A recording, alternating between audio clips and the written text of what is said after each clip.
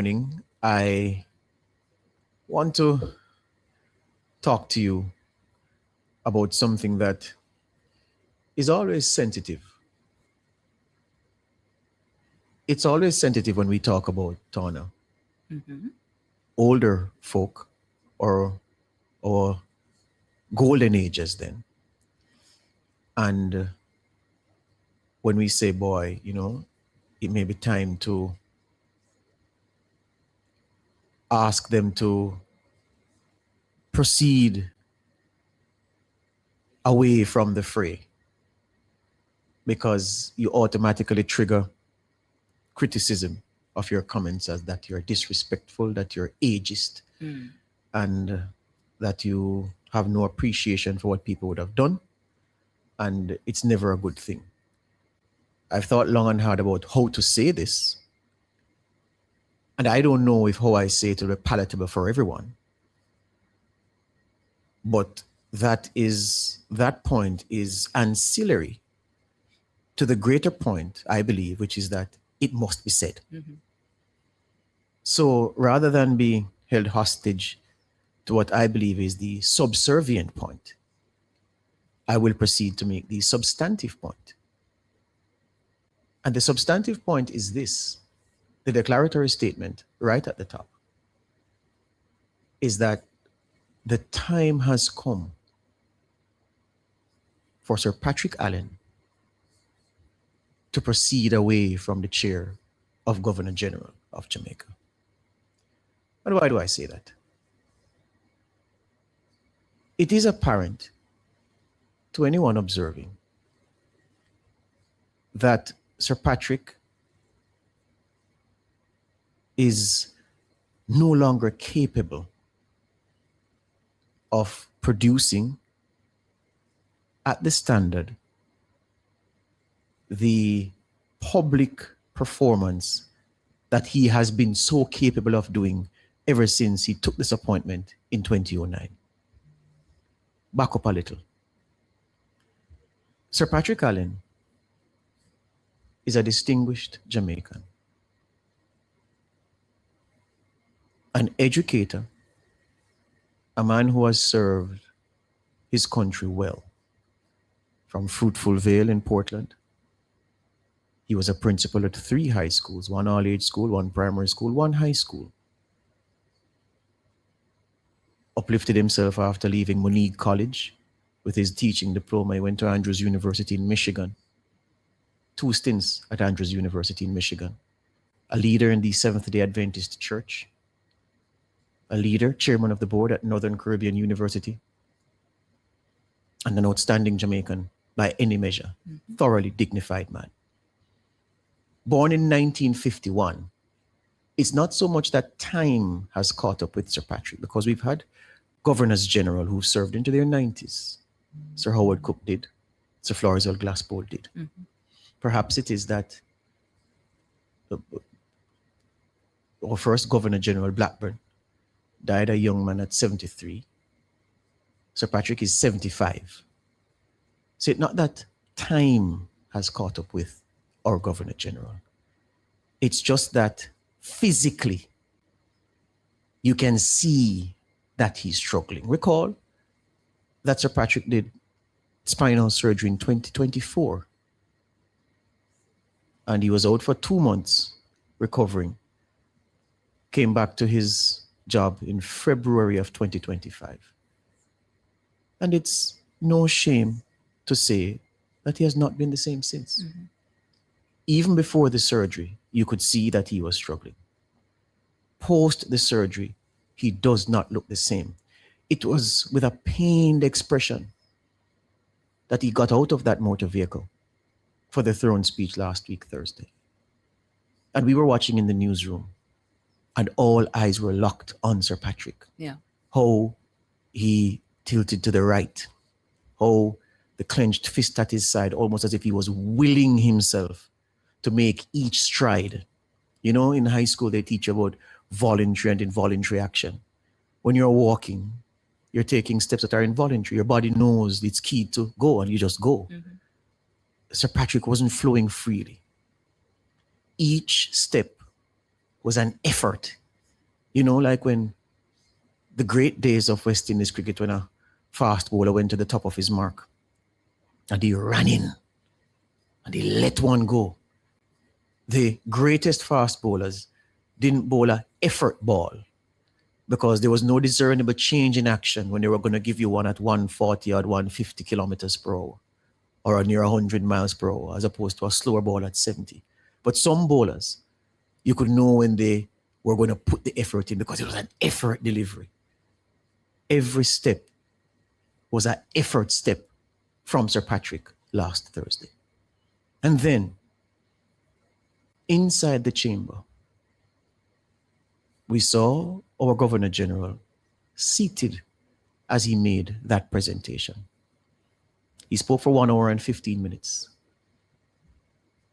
And every sentence was a struggle. At one point, I thought he was having trouble with his eyes. But perhaps it is that he just was uncomfortable with whether it was from pain or whatever it is. I don't know.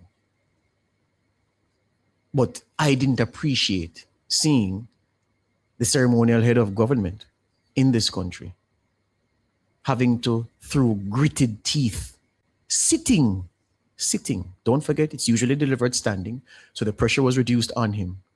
And he still barely got through. At times, his voice barely rose above a murmur. And it was a strong murmur. The opposition leader, Mark Golding, got it dead right when he spoke to Nationwide News after the throne speech. It may have been Chevron who interviewed him and asked him what he thought of the throne speech. And Mark Golding said, the throne speech lacked zest. Never has a better word been used to describe a performance like that we saw from Sir Patrick on Thursday. There was no zest in the presentation. It was zestless.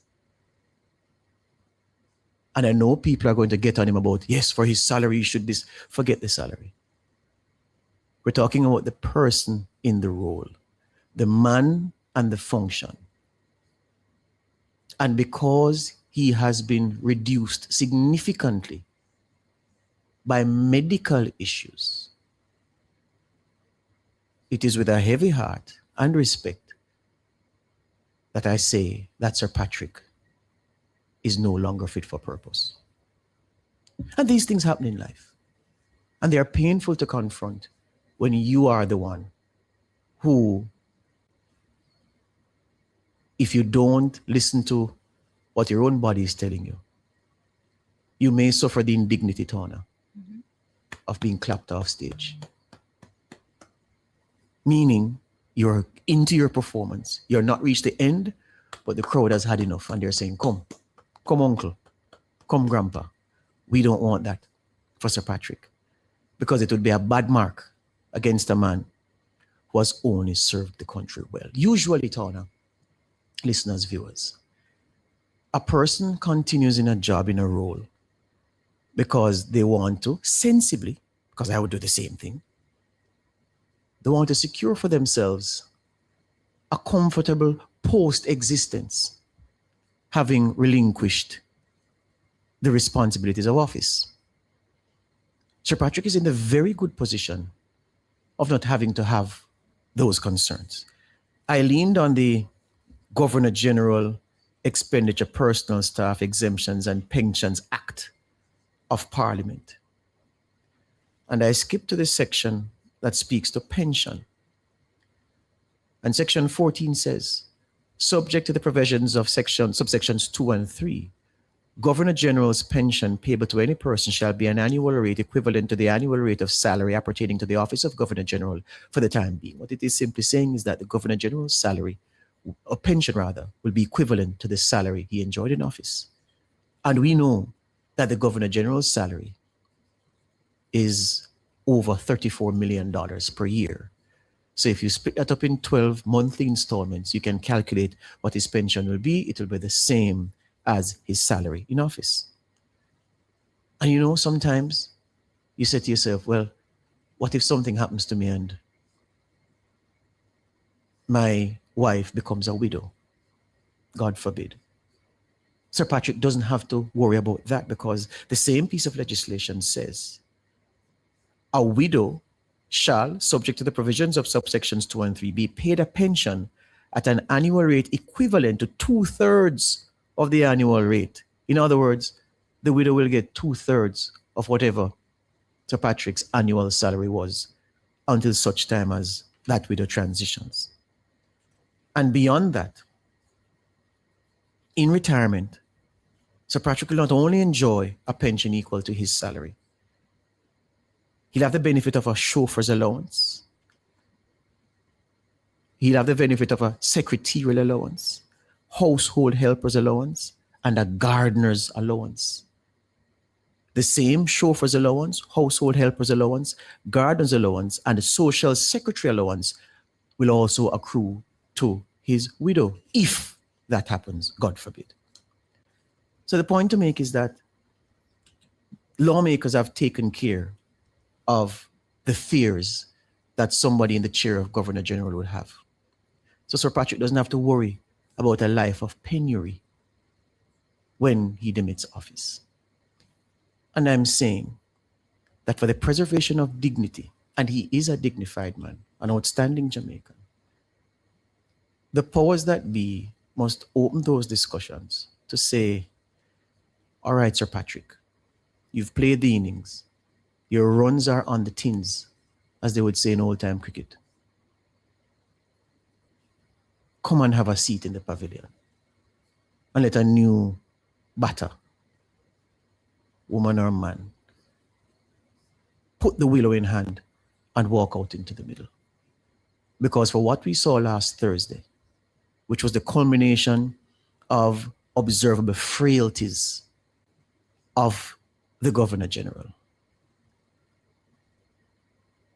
I think it's time to move beyond Sir Patrick Linton Allen as Governor General. It's only fair and decent.